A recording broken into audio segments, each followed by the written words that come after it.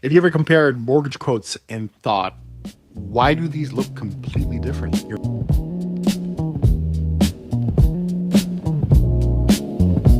You're not crazy and you're not being tricked. Two lenders can look at the same house, the same borrower, and give you the same situation and still give you different quotes.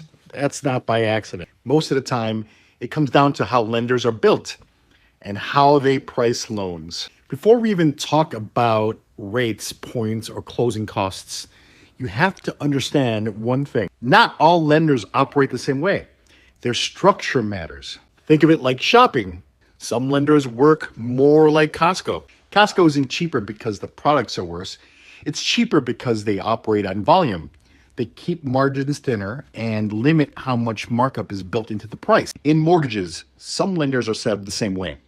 They do a high volume of loans, work on thinner margins, and allow more flexibility in how the pricing is structured. That flexibility can show up as borrower paid options, lender credits, or different ways to balance rate versus cost. That's why two quotes can look very different even before we talk about rates. Now compare that to traditional banks.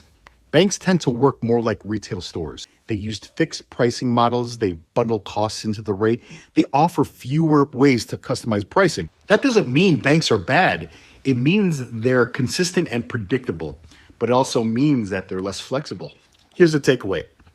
When the APR is close to the interest rate, the loan is cheaper to originate. When the APR is much higher than the rate, you're paying more upfront. Neither is wrong. It just tells you how the loan is structured. That's why asking what the lowest rate is usually the wrong question. The better question is, what's the total cost of this loan and how long do I need to keep it for the structure to make sense?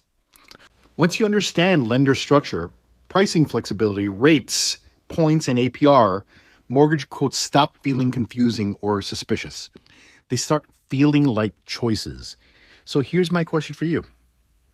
When you've compared mortgage quotes in the past, what confused you the most?